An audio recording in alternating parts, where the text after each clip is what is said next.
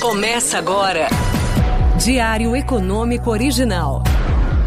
Uma parceria entre o Banco Original e o Canal Rural, com uma análise das principais informações que impactam os mercados, a economia global e do Brasil. Apresentação Marco Caruso. Bom dia e bem-vindo de volta ao seu Diário Econômico Original. Hoje é quarta, 22 de março de 23. E não é qualquer quarta não, senhoras e senhores. É a tal da super quarta, já famosa aí pela dupla Fed e Copom decidindo os seus juros no dia. E digo mais, dá até pra gente chamar de super quarta dessa vez. Basicamente porque, como eu disse outro dia, os banqueiros centrais, principalmente lá de fora, estão naquele famoso se correr o bicho pega, se ficar o bicho come.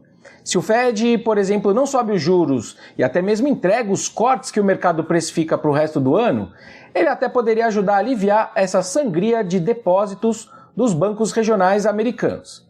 Mas aí essa inflação que já não cedia na velocidade desejada, é aí que não vai cair mesmo.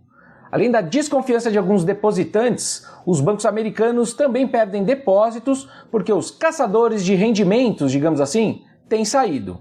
Na verdade, eu acho até que é exagero chamar essa turma de rentista. Vamos ver você. Você preferiria ganhar 0,5% ao ano nos seus depósitos nos bancos americanos ou 4,5% num título curto do Tesouro americano também?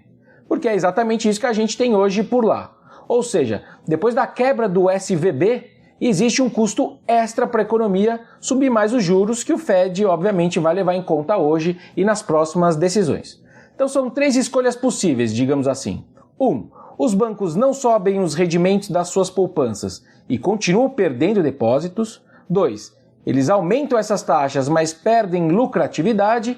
Ou 3. O Fed alivia e arrisca todo o trabalho já feito na inflação.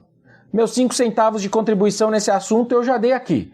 Eu seguiria subindo os juros de um lado e suprindo liquidez de outro, obviamente monitorando ali a saúde financeira das instituições. Até porque, vamos dizer a verdade, até agora o medo de crise bancária está razoavelmente contida.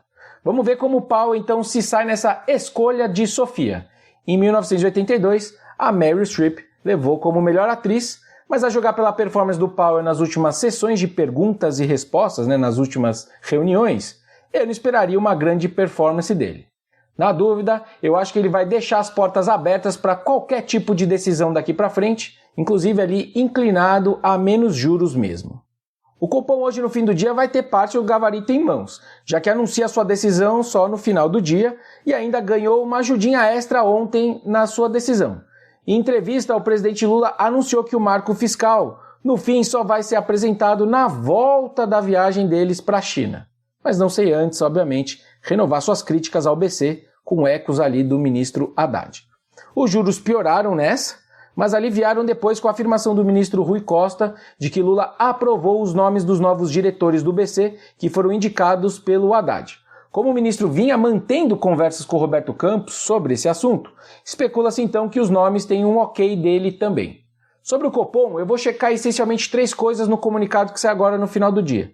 Se as projeções de inflação deles pioraram, de fato como eu acho que pioraram, se eles mantêm a frase que diz que os juros poderiam subir se o IPCA não melhorar a contento, que eu acho que também vai estar lá, e como vai se dar o aceno político, digamos assim, deles para o governo. Sobre o adiamento do marco fiscal, dizem as fontes da jornalista Adriana Fernandes, do Estadão, que ela veio para dar mais tempo para os técnicos estudarem maiores gastos com saúde e educação. Fora isso, o governo poderia agregar ao anúncio dessas novas regras o novo marco legal das PPPs também, aquelas parcerias público-privadas. Ou seja, como eu falei ontem, existe uma preocupação do governo de também não arrochar as contas dos investimentos. Pois é, mas é aí que mora o perigo e uma das minhas maiores dúvidas sobre o novo marco fiscal.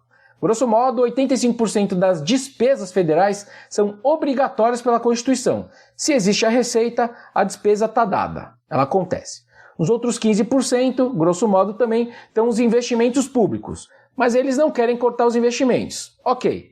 Mas para cortar o restante, eu entendo que é preciso uma emenda constitucional. Porque, como eu disse, elas são gastos obrigatórios. Não é à toa, por exemplo, que o teto de gastos era uma emenda constitucional.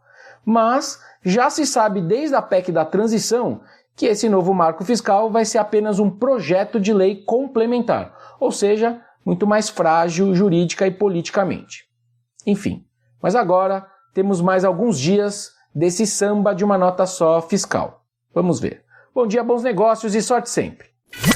Você ouviu Diário Econômico Original, uma parceria entre o Banco Original e o Canal Rural, com uma análise das principais informações que impactam os mercados, a economia global e do Brasil. De segunda a sexta, às 6 da manhã, no Spotify e YouTube.